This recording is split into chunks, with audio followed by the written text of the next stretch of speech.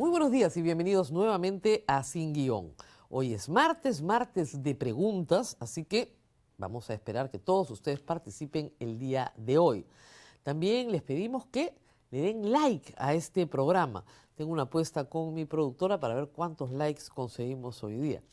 Y contarles que vamos a hablar, por supuesto, de la ley de amnistía y de las reacciones que ya va teniendo en el Poder Judicial. Y cómo esto, en medio de tanta tristeza, podría ser una buena noticia. También vamos a hablar desde Barbadillo, porque ya tenemos tantos expresidentes presos que podríamos tener casi a alguien sentado ahí cubriendo la fuente 24/7 porque genera noticia. Tanto Toledo, Castillo, Vizcarra, Humala o Alberto Fujimori, que ya no está ahí, pero que su abogado defensor ha estado ayer en la noticia. De todo esto vamos a hablar con ustedes y también, por supuesto, con todos los temas que surjan en sus preguntas. Pero antes tenemos que cumplir con nuestros auspiciadores. Preocupado por la baja rentabilidad que ofrece hoy la banca tradicional. Una alternativa es explorar inversiones respaldadas por garantías reales. Prestamipe, una plataforma peruana, permite invertir en préstamos con garantía hipotecaria o en facturas por cobrar con potenciales rendimientos superiores. Más de 8.000 inversionistas y 1.600 millones invertidos respaldan su experiencia. Conoce más en www.prestamipe.com/invertir. Y bueno, vamos con el caso Callara. Ayer se conoció que los militares acusados en el caso Callara, ya se presentaron en el juicio y le dijeron a la sala: hay una ley de amnistía, tiene que cortar usted el proceso, señor juez, y a nuestra casa. Se trata de los suboficiales, los tenemos acá, por favor, la noticia. Se trata de varios, no es uno, son varios, 8 militares investigados. El señor Alejandro Avendaño, Gino Espejo, Julián Joaquín y José Valdivia Dueñas, el general José Valdivia Dueñas, y otros 4 acusados. Les han dicho desde la sexta sala penal, que muy bien, pero que van a reconocer la vigencia de esta ley en la sentencia. O sea, el proceso continúa, las medidas interpuestas contra estos sujetos continúan, hay algunos que están presos. Uno, Avendaño, está con 18 meses de prisión preventiva, otros están en sus casas y hay un conjunto, por si acaso, dentro del proceso de Callara que están no habidos. Porque aunque parezca increíble, eso casi es la norma. Ustedes vieron la semana pasada a Gisela Ortiz acá. No todo el grupo Colina ha sido procesado y sentenciado. Hay algunos que simplemente desaparecieron y nadie los buscó. Igual en el caso Callara, hay no habidos. Pero de los que están en juicio, por la muerte de 37 campesinos asesinados en la localidad de Callara. Asesinados por el ejército. Esa es la imputación. Los mataron. ¿Por qué? Porque sí, porque creían que eran terroristas, porque terrorista era cualquiera. El uso del término terrorista te deshumaniza, te convierte en una cosa. Como a las mujeres periodistas nos atacan de la misma manera, ¿no es cierto? Nos dicen chancha, perra, te deshumaniza. Entonces, como tú ya no eres humano, entonces se puede disponer de tu vida. Por eso es que es tan duro el término terrorista, por eso no se puede usar tan alegremente. Pero eso fue lo que pasó en el Perú. Y estos militares están siendo llevados en este momento a juicio, están en juicio oral. Después de muchísimos años, sí, por maniobras dilatorias del mismo Estado. Por supuesto. Hasta el 2001 fue imposible llevar a proceso a nadie. Y luego, maniobras dilatorias tras maniobras dilatorias. Reitero, estamos hablando de 37 campesinos asesinados, de todas las edades, por el hecho de ser campesinos en Callara. No hubo un enfrentamiento, no eran una columna de sendero que peleaba con... No, ahí jamás ha habido un caso. Ahí en el enfrentamiento físico, las Fuerzas Armadas han actuado impecablemente. Es en estos casos, y son aproximadamente ahorita 150 casos en giro. Ese es el total, que involucran más o menos a 900 militares y policías. Eso es el total. Los miles de oficiales y suboficiales que sirvieron durante 1980 al 2000 son inocentes y actuaron correctamente. Yo no sé por qué se quieren homologar con estos salvajes, que hicieron cosas realmente salvajes.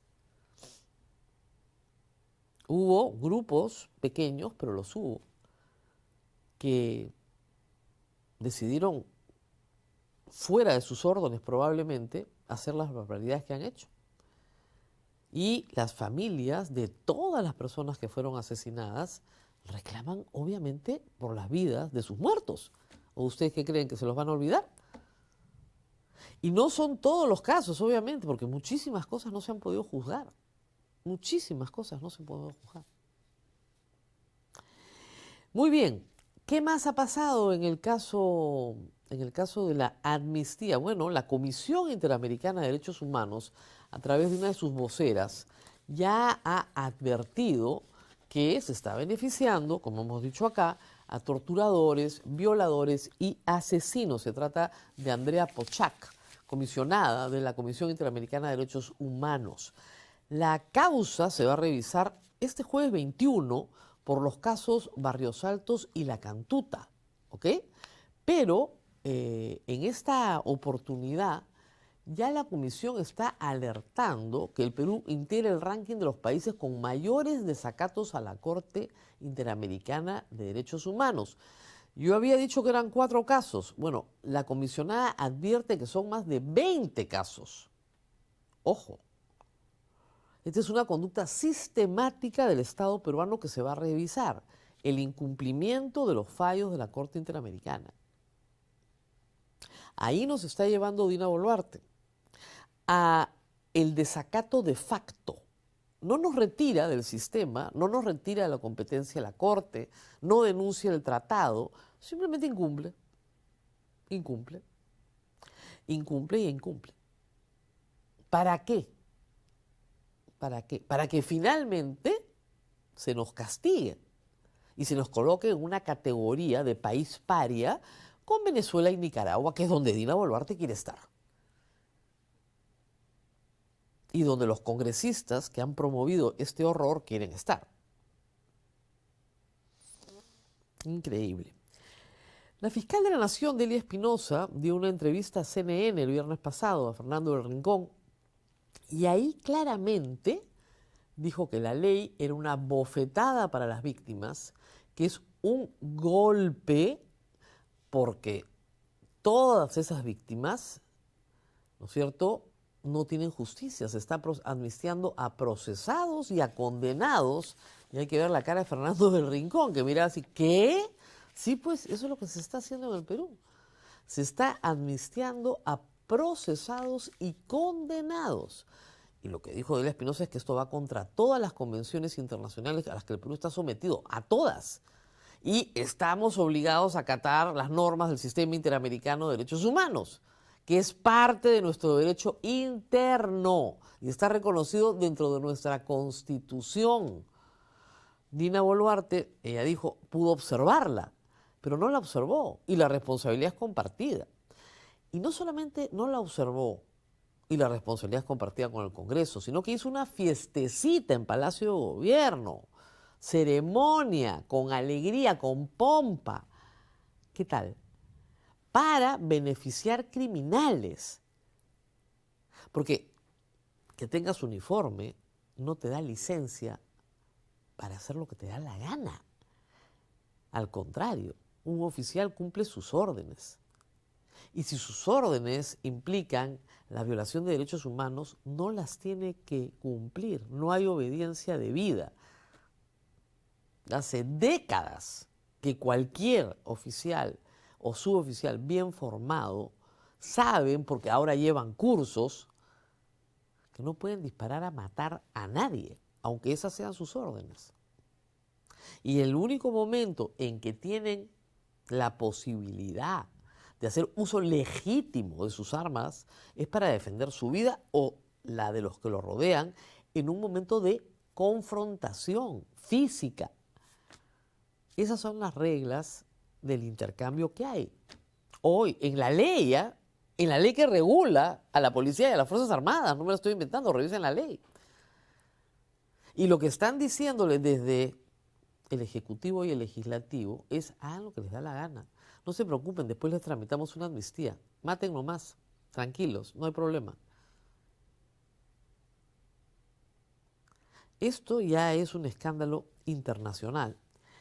Y para rematar esta historia, apareció el ministro de Justicia este fin de semana. Mucho gusto, el señor se llama Juan Alcántara, por si acaso. Yo supongo que ustedes se acaban de enterar de que este es nuestro ministro de Justicia y Derechos Humanos. Ese es su título, Justicia y Derechos Humanos. Y cuando le preguntaron qué va a pasar si la Fiscalía de la Nación presenta una demanda de inconstitucionalidad contra esta ley de amnistía, ha dicho que bueno, miren ustedes, que el Tribunal Constitucional la va a revisar muy rápidamente, una evaluación rápida, y la va a declarar infundada. ¿Cómo sabe, Ajá, sabe, pues, porque ha dicho el siguiente razonamiento jurídico. Eso fue una entrevista en RPP. Como el artículo 102 de la Constitución dice que el Congreso puede dar leyes, entonces no hay nada inconstitucional, pues, porque el Congreso ha dado una ley. Les juro. O sea, no hay nada inconstitucional porque es función del Congreso dar leyes. Anda, ¿de verdad? Entonces, ¿para qué sirven las acciones de inconstitucionalidad? Si es función del Congreso dar leyes, ¿para qué sirven las acciones de inconstitucionalidad? Para las leyes inconstitucionales que da el Congreso, pues. ¡Qué horror, Dios mío! Pero él ya sabe, él ya nos anticipa con total claridad, con una visión así increíble, que el Tribunal Constitucional le va a dar la razón al Legislativo y al Ejecutivo y que te puedes violar un tratado de derechos humanos sin ningún problema. ¿Cómo lo sabe? Pues, ¿cómo lo sabe, no? Por si acaso, ayer salió en una entrevista en RPP la presidenta del Tribunal Constitucional, la doctora Luz Pacheco, a decir que ya habían llegado a una decisión en el caso de la demanda competencial por la cual se quiere discutir si un presidente puede ser investigado o no durante el ejercicio de su cargo. Todavía no tenemos la resolución, pero ella ha dicho que han resuelto pensando en la institución presidencial, no en Dina Boluarte. Obviamente, podemos hacer una apuesta entre todos, acá con mis camarógrafos vamos a apostar. Obviamente la resolución sale a favor de que no se investigue a Dina Boluarte, sino para que lo anuncie. Y obviamente va a haber un voto disidente del doctor Manuel Monteagudo, porque eso ya es la norma. Lo que llama la atención es que durante los últimos 4 o 5 años, los dos congresos, este y el anterior, no han parado de decir que los presidentes tienen que ser investigados durante su mandato. Con Vizcarra, con Sagasti, con Castillo. Los presidentes tienen que ser investigados por el Poder Judicial y por el Congreso. A Zoraida Ábalos, este Congreso la inhabilitó por hacer cumplir el 117, donde ella dijo, ya investigué, ya abrí la investigación, no puedo hacer más porque no me permite la Constitución acusar. ¡Inhabilitada! ¡Largo! Patricia Benavides acusó, bien, presentó la denuncia al Congreso. No acusó, pero presentó la denuncia al Congreso, a la Subcomisión de Acusaciones Constitucionales. Así se hace, muchacha. Bien, condecorada. Condecorada por Porqui, no se olviden. Y ahora el Tribunal Constitucional va a sacar una resolución diciendo, no, ni siquiera investigar. Van a ver, no es noticia todavía, pero va a ser noticia. Yo estoy como el ministro de Justicia. Les digo lo que va a pasar en el Tribunal Constitucional, igual como él dice lo que va a pasar en el Tribunal Constitucional antes de que pase. Lo que todos esperamos es que la Fiscalía no presente ninguna acción de inconstitucionalidad ante este Tribunal Constitucional. Tendrían que estar locos. Todo lo que se presente como acción de inconstitucionalidad se falla a favor del Congreso. ¿Para qué? Ni hablar. Hay que esperar un nuevo Congreso que destituya a un Tribunal Constitucional por prevaricato y otras acusaciones que por ahí ya comienzan a aparecer por faltas graves, y te nombre un Tribunal Constitucional que resuelva conforme a la Constitución. Yo les he puesto en este programa varios ejemplos de fallos del Tribunal Constitucional contra la Constitución. Es increíble, increíble. Entonces no pueden llevar el caso de la amnistía al Tribunal Constitucional. Si el Tribunal Constitucional está a puertas de hacer que la señora presidenta no sea investigada nunca, no digo acusada, eso lo prohíbe el 117, que este Congreso dijo que iba a modificar porque Pedro Castillo tenía que ser investigado y vamos a modificar el 117. Y se presentaron los proyectos. Uno lo presentó Susel Paredes, lo encarpetaron una vez que llegó Dina Boluarte. ¿No? Y es verdad que el 117 tiene que adecuarse a la Convención contra la Corrupción, que establece que el privilegio de ser congresista o presidente no te exonera de responsabilidad penal. Pero no, ya lo encarpetaron. Y ahora quieren que el TC diga, y lo va a decir, que la presidenta es intocable. Claro, el Congreso le puede revocar el mandato con los 87 votos que quieran, sin causa. Eso lo ha hecho también este Tribunal Constitucional, que ha introducido la figura de la revocatoria del mandato política que no teníamos en nuestra Constitución. Increíble, ¿no? Tú no lees estas cosas y dices, no lo puedo creer. Pero muy bien, ahí está nuestro ministro de Justicia, vidente, que sabe que lo que va a venir es que la declaran constitucional. Y el problema, cuando haces eso, es que le das una bendición, es que la validas a una ley que es manifiestamente inconstitucional, dificultando el control difuso. La buena noticia es que el control difuso se ha aplicado ayer en el caso Callara, porque lo que les están diciendo es, no, esa ley no es de aplicación inmediata, no es autoaplicativa. Veremos en la sentencia. Y para la sentencia pueden faltar meses o años. ¿Ok? Creo que les va a ir en el Congreso como les fue con la ley de prescripción. Va a ser un manotazo de ahogado su ley de amnistía. Y tal vez eso nos salve de ir a la lista negra de la Corte Interamericana de Derechos Humanos como país paria que no respeta fallos internacionales. Muy bien, pausa, pero antes de irme a la pausa, por favor, póngale like al programa. Vamos a ver si lo logro. Mi productora dice que del número de personas que están conectadas, que son miles en este momento, solo un porcentaje pequeño se acuerda de poner el like. Y yo le he dicho que no, bueno, estamos peleando por eso. Pero vamos a ver cómo me va hoy día. Póngale like, vamos a la pausa y regresamos. ¿Somos conscientes del papel vital de los árboles? Los árboles nos dan madera, leña, fibras, plantas y sustancias medicinales, frutos y semillas. Capturan carbono y producen oxígeno. Regulan el clima, crean hábitats y previenen inundaciones. Se estima que Lima tiene un árbol por cada 31 personas, cuando lo ideal es uno por cada 3. Ciudades como Arequipa, Trujillo y Chiclayo enfrentan déficits igualmente críticos. En el Perú, solo algunos distritos cuentan con censos de su arbolado urbano.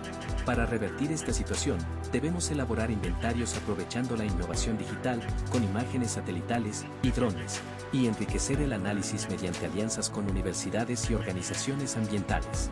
Luego, planificar el incremento, mantenimiento y reposición del arbolado urbano, priorizando especies nativas, conectividad ecológica, fuentes de agua y evitando interferencias con infraestructura. La participación ciudadana y un marco normativo sólido son esenciales. Involucrar a la comunidad fomenta la pertenencia. Los árboles no son solo paisaje, protegen nuestra salud, cultura y futuro. Cuidarlos es invertir en bienestar hoy y mañana.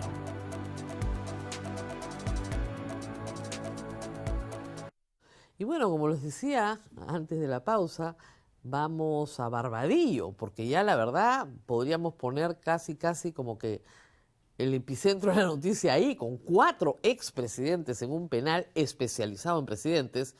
Ya digamos que tenemos una especialización única en el mundo. Esto no pasa en ninguna otra parte, por si acaso, ¿ah? El mundo nos mira con sorpresa y admiración en algunos casos, pero también con dudas, ¿ah?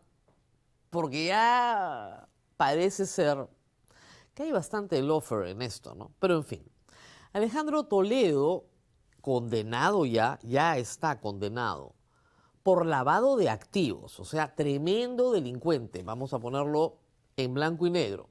Una persona que le pidió 30 millones de dólares a Odebrecht y que Odebrecht le fue pagando en partes a través de Maiman, y Maiman traficó con todo este dinero hasta que lo regresa a Costa Rica a unas cuentas de Ecoteva para que luego ingrese al Perú a comprarle inmuebles a Toledo. Parte, ¿no? El vuelto siguió ahí, después Maiman lo entregó al Estado peruano. La defensa de Toledo y él aseguran que el culpable de todo es Maiman, que Maiman hizo un negocio con Odebrecht del cual Toledo no tenía conocimiento, lo cual es francamente un disparate, porque ahí están las casas compradas, ¿no?, a nombre de la suegra. O sea, evidentemente Maiman era testaferro de Toledo y así lo confesó. Claro, en el camino iba a quedarse con un pedacito de, ¿no?, su alita, obviamente, pero así lo confesó, o sea, estaba clarísimo cómo se había hecho el tráfico de dinero, etc. Caso redondo, requete bien probado, está en apelación, por supuesto. Pero no se trata, hay que decirlo con claridad, de ajusticiar a quien es culpable.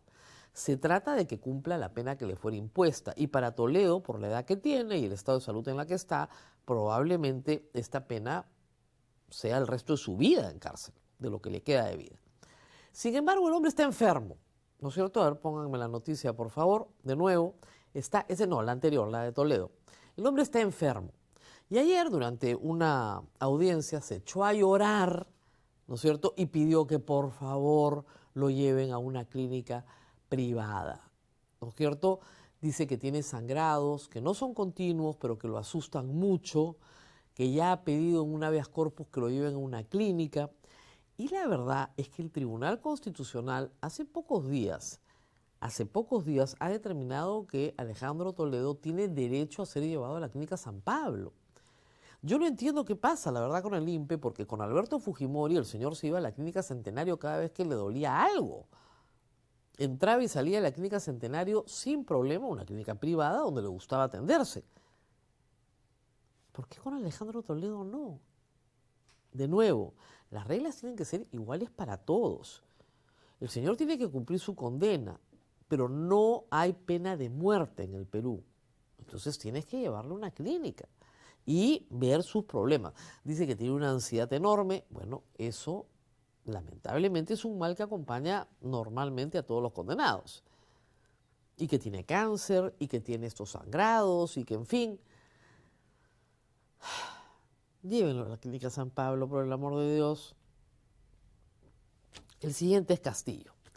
Castillo, que también se queja, por supuesto, de problemas de salud, pero esta vez el tema está más bien en las apelaciones que está presentando. Como ustedes saben, Pedro Castillo se le ha impuesto prisión preventiva por 36 meses.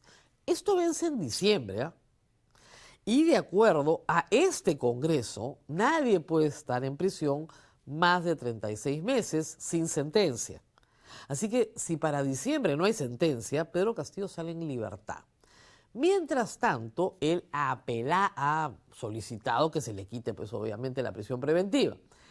La Corte Suprema ha declarado una primera apelación que viene de atrás, ¿ok?, rechazando, ha dicho improcedente, no procede, usted sigue preso. Pero pasado mañana, el jueves 21, de nuevo la Corte Suprema va a evaluar otro pedido para anular otra prisión preventiva, ¿ok? Yo creo que no se la van a dar, que va a continuar en prisión hasta diciembre, pero de acá a diciembre, y ya estamos a mediados de agosto, tiene que salir una sentencia. El hombre está preso desde el 7 de diciembre del 2022, que fue el día del golpe, 7 de diciembre. Queda a septiembre, a octubre y a noviembre y a diciembre menos de 4 meses. El Poder Judicial tiene que sentenciar el caso del golpe de Estado en menos de 4 meses. La Fiscalía ha pedido 32 años porque está sumando un montón de hechos y cada hecho tiene un tipo penal. Entonces, pero digamos que la máxima por rebelión es 10 años. Ya tiene 3 presos. Y los casos de corrupción, que son muy importantes, no avanzan. En los casos de corrupción contra Pedro Castillo todavía no se está en juicio oral. Ojo, guerra avisada no mata gente. Muy bien, ¿y qué más tenemos, por favor? Una noticia sorprendente. Esta no viene de Barbadillo, pero sí viene del ex abogado de Alberto Fujimori que estuvo en Barbadillo. Suspenden a Helio Riera, que ahora es vocero de APP. Helio Riera fue el famoso abogado de Alberto Fujimori, que ha sido también abogado de la exalcaldesa de Villa María del Triunfo, Silvia Barrera. La exalcaldesa se le imputa haber solicitado favores a Bruno Pacheco y a su vez solicitarlos en nombre de ella y de su empresa al jefe de la SUNAT. ¿Se acuerdan de Bruno Pacheco, el secretario general de Pedro Castillo? Y el intercambio por WhatsApp con el jefe de SUNAT donde pedía esto, aquello y aquello. Bueno, una de sus solicitudes era a favor de esta señora, la exalcaldesa Villa María del Triunfo. Pues parece ser que el abogado se ha portado muy, pero muy mal. Lo han suspendido en el ejercicio de la profesión 3 meses. Ustedes dirán, ¿eso lo puede hacer un juez? ¿Un colegiado de jueces? Sí. No solamente te suspende el colegio de abogados por faltas éticas, también te pueden suspender en el ejercicio de la profesión por litigar mal. Artículo 192 de la Ley Orgánica, 292 de la Ley Orgánica del Poder Judicial. Los magistrados sancionan a los abogados que formulen pedidos maliciosos o manifiestamente ilegales, falseen a sabiendas de la verdad de los hechos o no cumplan los deberes indicados en los incisos del artículo 288. Las sanciones pueden ser amonestación, yo amonestación he visto, multa no menor de 1 ni mayor de 20 unidades de referencia procesal, multa también había escuchado, pero esto en que te suspendan no lo había visto.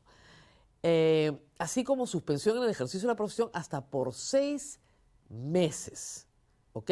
Le han impuesto 3, puede apelar, ¿no es cierto? Las sanciones son comunicadas a la presidenta de la Corte Superior y al Colegio de Abogados del Distrito Judicial respectivo.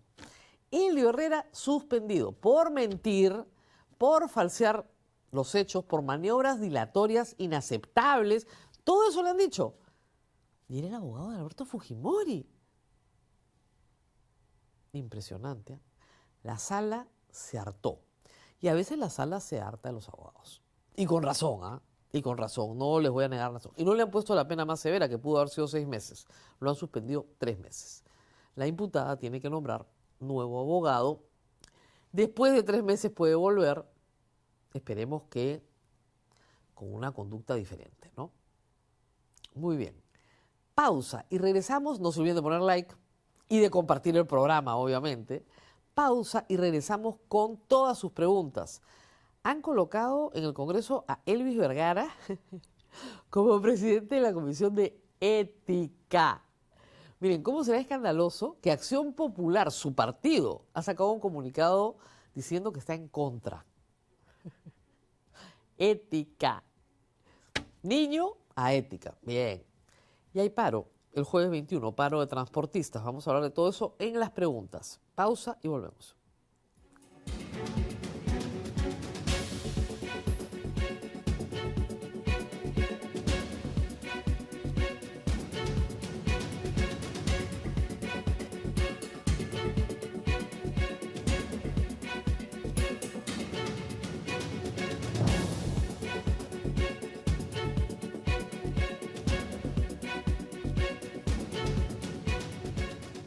Muy bien, hay muchas más noticias, pero quiero que ustedes compartan sus inquietudes conmigo. Como siempre les digo, yo contesto lo que sé, lo que no sé, no sé.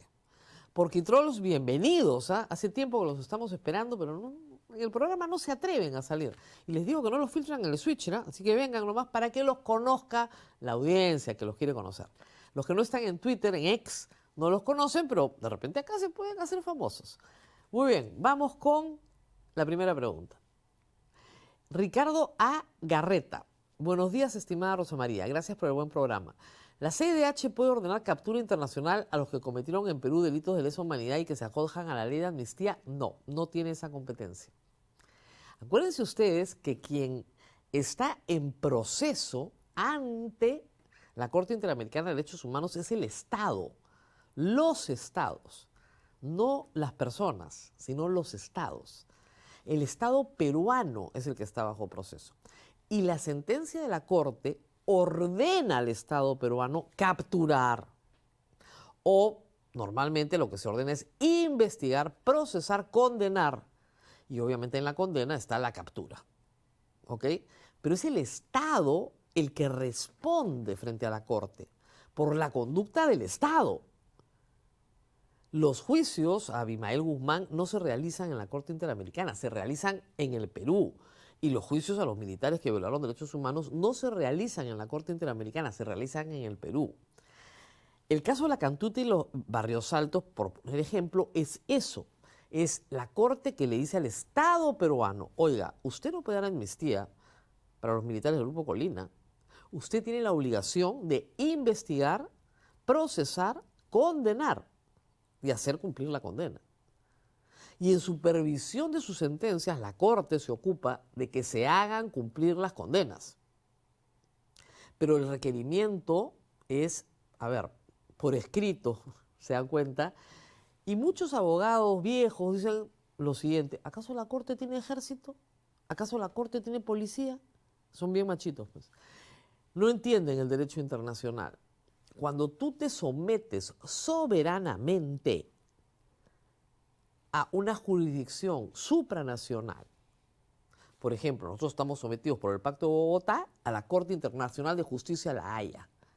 Llevamos un litigio contra otro Estado, contra Chile. Y las dos partes aceptamos la jurisdicción de la Corte, por lo tanto aceptamos su fallo. Es inaceptable que uno de los días diga, no quiero, no me provoca, no me gusta, me salgo. Los países poco serios hacen esas barbaridades. Pero no es la Corte la que ordena la captura internacional, es el Estado peruano. Y ese es el problema. El Estado peruano no está buscando a un conjunto de militares y policías que están no habidos. Y como me dijo una vez una persona defensora de derechos humanos, me dijo, y hasta se atienden en el hospital militar, ¿eh? Pues nadie los busca. Siguiente, por favor. Sudamérica está girando a la derecha política. César Villarreal, eso me encantaría, pero no lo creo. Depende de cada país. Lo que ha pasado en Bolivia, ustedes lo tienen que entender, son 20 años de un modelo socialista que no trae ninguna prosperidad económica a nadie. El socialismo no genera prosperidad económica. A las pruebas me remito a que me diga alguien dónde, en el largo plazo, el socialismo ha generado prosperidad económica. Pero ni en Rusia, donde lo inventaron, ni en Cuba, ni en Nicaragua, ni en Venezuela, ni en ninguna parte, ni en Bolivia. Tarde o temprano, pueblos que se dejan seducir por esa retórica, que suena muy bien, entienden que una economía socialista no genera bienestar. No hay forma. Ojalá lo hubiera, pero no hay forma. Pero muchos pueblos se dejan engañar.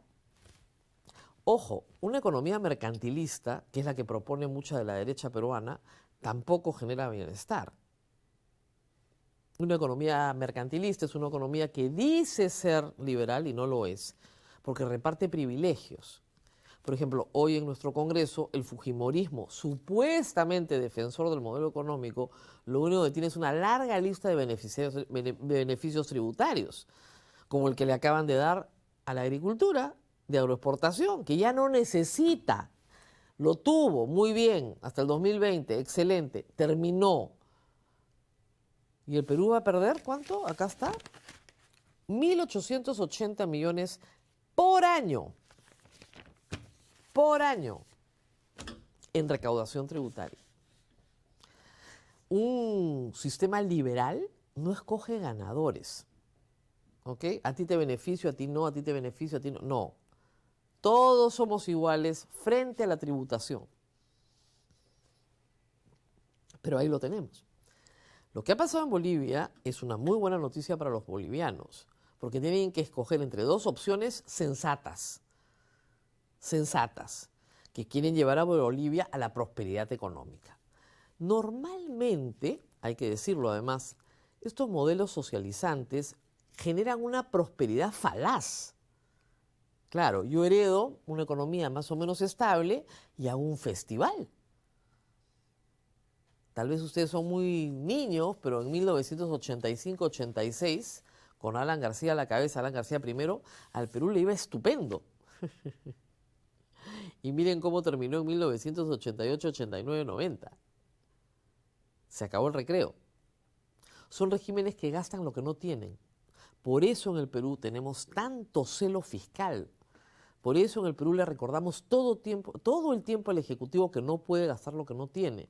Y le recordamos al Congreso todo el tiempo que no puede exonerar a quien no debe. ¿Ok?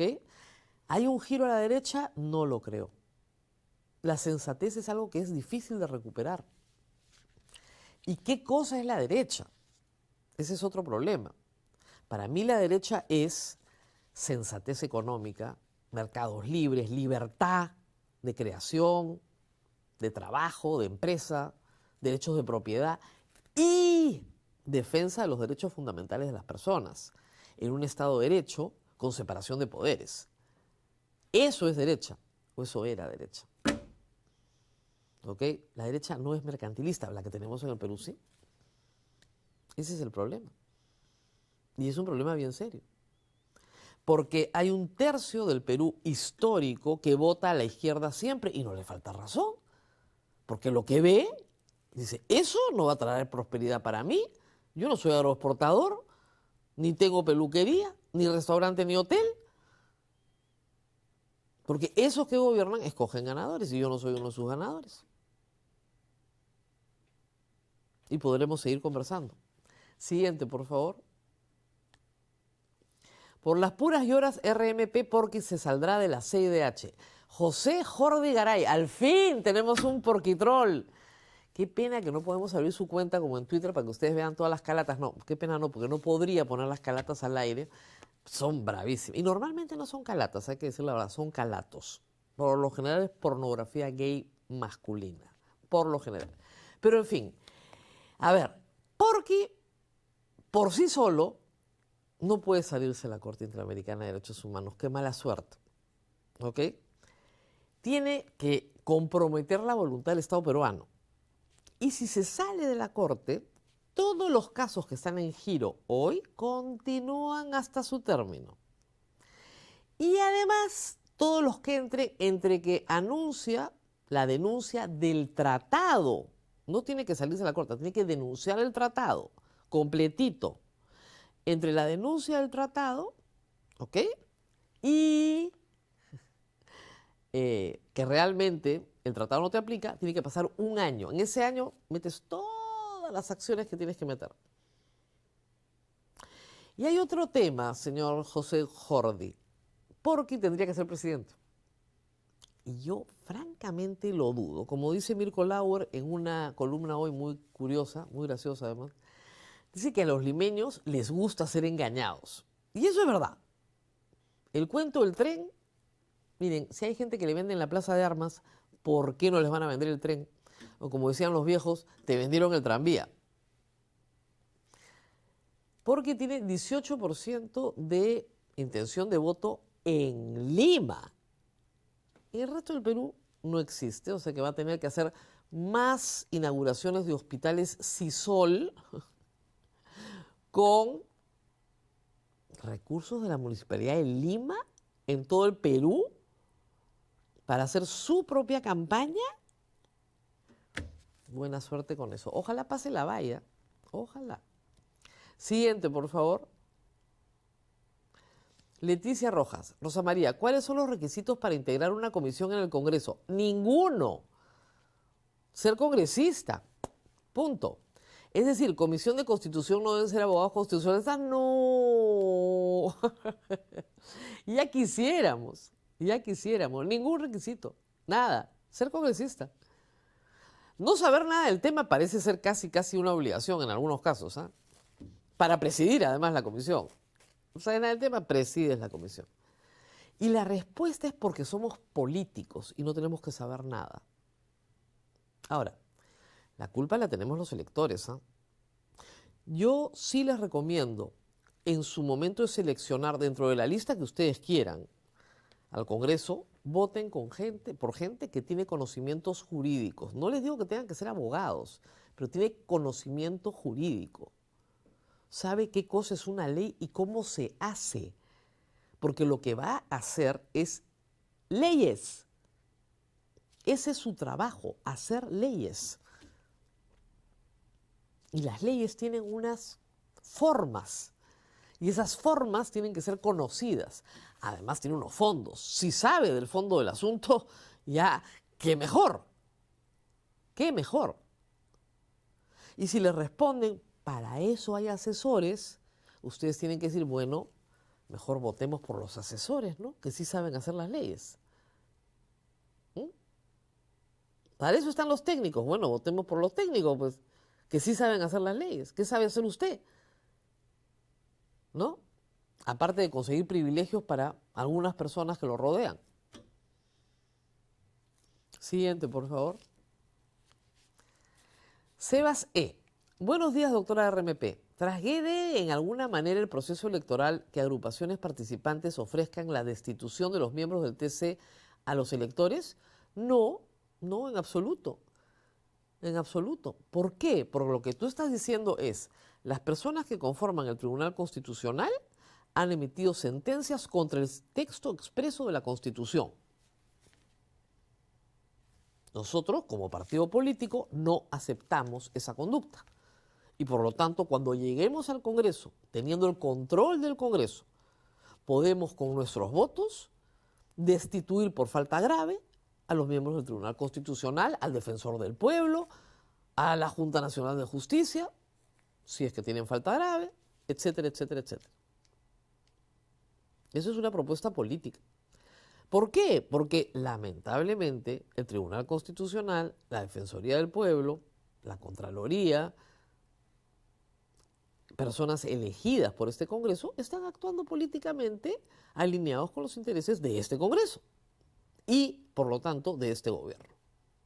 Así que no transgrede nada. Es parte de una oferta. Siguiente, por favor. Maeva Rosales Montenegro. Buenos días, Rosa María. ¿Cambiar de constitución podría ser una herramienta efectiva para fortalecer el Estado y mejorar la gobernabilidad? ¿O cree que implica riesgos que podrían afectar la estabilidad del país? Muy buena pregunta, señora Rosales. A ver, vamos a explicar esto. El capítulo económico de la Constitución se redactó para defender ese modelo económico que antes defendía el fujimorismo. ¿Ok? Por eso es que tenemos un Banco Central de Reserva tan sólido. Y por otras razones más, porque tiene una tecnocracia histórica, muy bien formada, etc. Pero lo que le dice la Constitución al Banco Central de Reserva es que tiene autonomía y que su misión es defender la estabilidad de la moneda. Pocos países del mundo tienen eso. Por eso es que la moneda peruana, el sol, es tan sólido, pese a todos los problemas fiscales que hay. La Constitución permite y favorece la inversión, y la inversión extranjera que tanto necesita el Perú, y le da garantías. Esa parte de la Constitución es inamovible. Y cada vez que alguien dice, vamos a una asamblea constituyente, el terror es que te cambien eso. Te cambian esos artículos y se cae toditita la prosperidad económica del Perú. Y eso es lo que la izquierda nunca ha querido entender.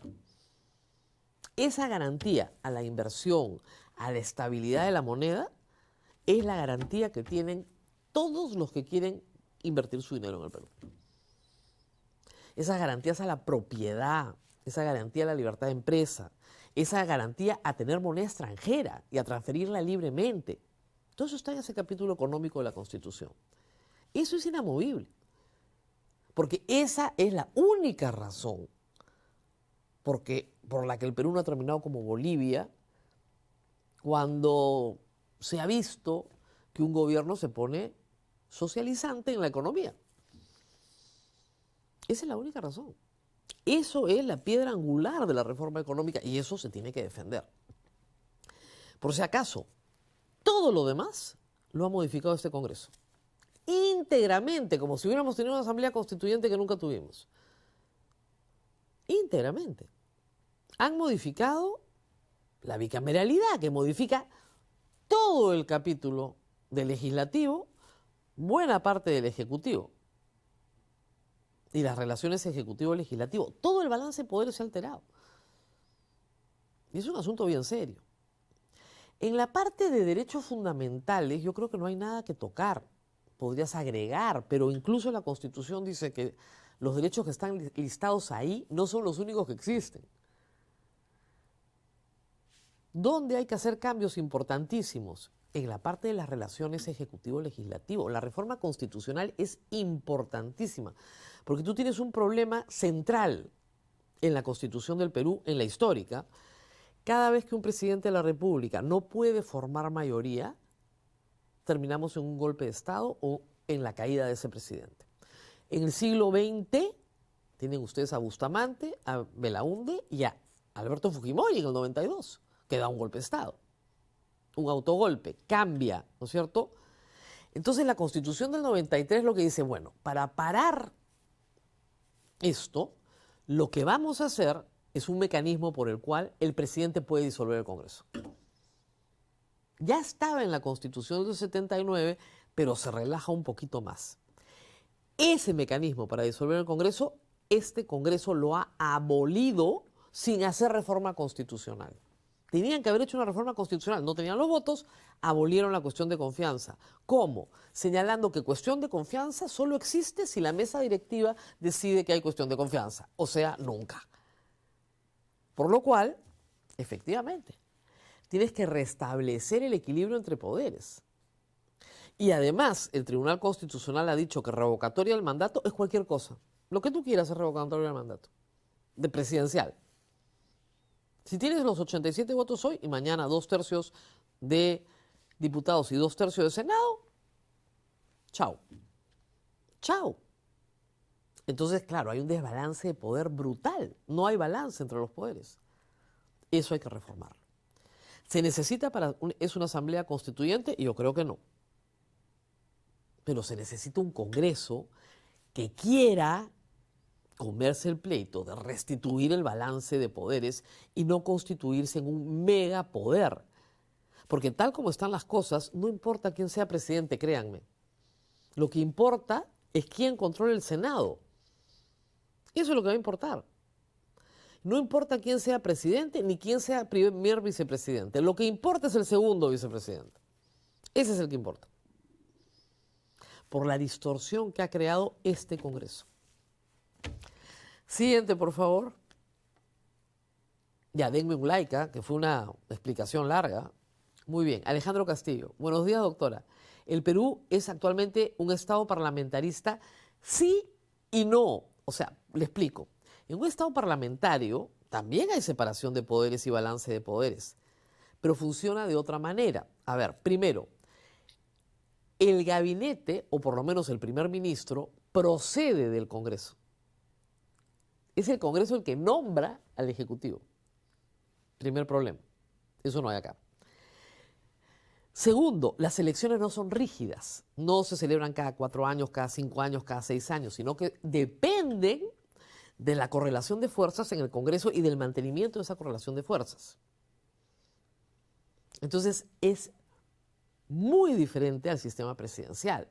Nosotros no tenemos experiencia parlamentaria y al Perú no le conviene un régimen parlamentario porque no tenemos partidos políticos sólidos. Tú puedes tener un régimen parlamentario muy sólido, muy fuerte, con balance de poderes, cuando tienes partidos políticos sólidos o que aspiran a hacerlo. Lo que tenemos en este momento en el Perú es un híbrido por el cual le has restado poder al presidente de la República, notablemente, has elevado el control del legislativo sobre el ejecutivo, pero a la vez no tienes las instituciones del parlamentarismo. Hay que decir que nosotros tenemos teóricamente un presidencialismo atenuado. Teóricamente. Hoy día no tenemos ni eso. Ni eso. Siguiente, por favor. El Galáctico. Saludos, doctora. ¿Los ciudadanos podemos evitar que un reducido grupo de mafiosos quiera salir de la CIDH? Que un reducido grupo mafioso quiera salir de la CIDH. Sí, claro. La movilización nacional. Pero, después de la pandemia, el Perú se ha sumido en una apatía. Hay varios factores. La pandemia, que desarticuló a todo el movimiento universitario. Luego tienes los sucesos del 2022-2023, donde este gobierno mató a 50 personas por protestar, y como siempre les digo, si una persona comete un delito, tiene que ser detenida, procesada y condenada, no asesinada, ¿no? Esa es la gran diferencia entre un Estado de Derecho y un Estado de salvajismo. Bueno, pero eso a la gente la asusta. Y 3, la situación económica del país. Cuando tú tienes que entre el 2019 y el 2024 10% de la población regresó a la pobreza y el 2023 tuvimos una recesión, es mucho más difícil movilizar. Mucho más difícil. Y además, ¿por qué? Por el descrédito de todo lo que es político en el Perú. Ya están circulando encuestas de intención de voto, pero el 50 y tantos % dice que no va a votar por ninguno. Y no les falta razón, no les interesa. Debería interesarles. Entiendo la molestia y la furia, pero debería interesarles. Muy bien, siguiente, por favor. Augusto Sánchez Ruiz, doctora B, buenos días. ¿No cree que militares en la calle sería disuasivo para la delincuencia? No, es una pésima idea. No. A ver, le explico. El militar está entrenado para matar, ir a un conflicto armado contra la potencia extranjera invasora y matarla. Y ellos morir en el enfrentamiento. ¿Ok? Esa es la lógica del conflicto. Esa es la lógica en la que entrenas a un soldado. El soldado está entrenado para matar. El soldado no está entrenado para hacer actividades policiales, ¿ok? No está entrenado para eso. No es su razón de ser, no es su misión. Entonces los soldados no pueden cuidar un activo crítico. Sí, sí lo pueden cuidar, por supuesto. Pero esa no es su razón de ser. Si tú sacas a soldados a patrullar las calles, van a disparar como pasó en Ayacucho, en Huamanga, en diciembre del 2022. O sea, los soldados comenzaron a disparar indiscriminadamente a tiros de 80 metros. No me crean a mí, vean los videos. Están muy bien explicados porque ahora todo el mundo tiene esto. Entonces, entre las cámaras de seguridad y las grabaciones que todo el mundo hizo, se ve claramente. Entonces, es una muy mala idea que el ejército tenga actividad policial, porque no ha sido entrenado para eso. Ha sido entrenado para matar. Y está muy bien, porque esa es la misión que le ha dado el Estado peruano. En el enfrentamiento con el enemigo, un policía que persigue el delito tiene otras herramientas, ¿verdad? El acercamiento a la población, la disuasión, la inteligencia operativa, en fin, otras herramientas. Tiene entrenamiento en control de multitudes, orden público, otra formación, otro entrenamiento. Y en el Estado peruano las misiones son especializadas. Uno no hace lo que le da la gana, hace lo que la ley le dice que puede hacer. Nada más. Espero que se haya entendido. Siguiente, por favor. Eduardo, doctora Rosa María Palacios, muy aparte de la apatía, ¿cómo podemos movilizarnos y recuperar nuestra democracia si sabemos que el gobierno gasta más en atenuar protestas que combatir el crimen? Sí, claro, ayer les puse las cifras. Claro, es que hay una represión. Hay una represión manifiesta de la opinión pública. Miren, el jueves va a haber una protesta de transportistas, una más. Pero los gremios dicen algo y no les falta razón. Hay más de 40 choferes asesinados en el Perú. 40 choferes asesinados en el Perú. Como parte de un esquema extorsivo. ¿Dónde deberían estar los recursos del Ministerio del Interior? Ahí, capturando bandas de extorsionadores, capturando bandas de sicarios. Ahí tiene que estar el esfuerzo de la Policía Nacional, no en la represión de la opinión pública, que es severamente reprimida en el Perú. Y sí, yo creo que la gente tiene que manifestarse. De una forma u otra tiene que manifestarse. Se manifiesta ahora con su voto en las encuestas, ¿no? 95% desacreditado el Congreso, 96, ya ni sé, 97 desacreditada Dina Boluarte. Pero hay que pasar de la rabia, de la indignación a la acción. Y ese es el salto que el Perú todavía no da. Siguiente, por favor. Pichalillo López López. Buenos días, doctora RMP. Por favor, ¿puede hacer un programa especial de las irregularidades en contrataciones con el Estado en el Departamento de la Libertad? Tendría que ocupar todo el programa. El caso de la señorita Lucero Coca, que es una cosa fantástica, ¿no? Es, como dicen, como la uña de gato, cada día le salen más propiedades o más contratos. Es impresionante. Y no solo en la Libertad, ¿eh? Hay otros gobiernos regionales que contratan con estas empresas que no tienen experiencia, pero por montos fabulosos. Fabulosos. Y en el caso de Procompite en la Libertad, que ya lo hemos presentado acá también, la misma historia. Tuvieron que anular todo el concurso. Pero en los casos de obra pública llama la atención. Yo no digo que no se tenga que ejecutar, al contrario, tenemos que alentar a los gobiernos regionales, a las municipalidades provinciales y distritales a que ejecuten su presupuesto, que para eso se los han dado. Pero tienen que ejecutarlos de una manera transparente. Y eso es lo que está en duda en este caso. Siguiente, por favor. Leslie Vegaso, con 5 soles de donación. Muy bien. Buenos días, doctora Rosa María Palacios. Mis preguntas son las siguientes. ¿Se puede detener al presidente el mismo 28 de julio del próximo año? Si el Poder Judicial lo ordena, sí. Acuérdense ustedes lo que pasó con Pedro Pablo Kuczynski, y a las pruebas me remito. Al día siguiente que dejó de ser presidente le pusieron detención preliminar. ¿O no? Y lo llevaron a la prefectura y luego le pusieron arresto domiciliario por 4 años. Ojo, ¿eh? Ojo. Siguiente, por favor. Ya nos tenemos que ir. Mención y despedida. Yo quería quedarme, ¿eh? Ojo, yo quería quedarme. Me dice la productora que han puesto muchos likes. Vamos a ver cuántos. Pero no se olviden de ponerlos y no se olviden, obviamente, de compartir el programa. Nos tenemos que ir mencionando a nuestro auspiciador. Preocupado por la baja rentabilidad que ofrece hoy la banca tradicional, una alternativa es explorar inversiones respaldadas por garantías reales. Préstame, una plataforma peruana, permite invertir en préstamos con garantía hipotecaria o en facturas por cobrar, con potenciales rendimientos superiores. Más de 8.000 inversionistas y 1.600 millones de soles invertidos respaldan su experiencia. Conoce más en www.prestamipe.com/invertir. Muy bien, le dan un like al programa. ¿Saben por qué son los likes? No es para ganarle a mi productora solamente y para estimular mi vanidad. No. Mientras más likes tiene el programa, más nos favorece el algoritmo de la red en la que usted nos está viendo.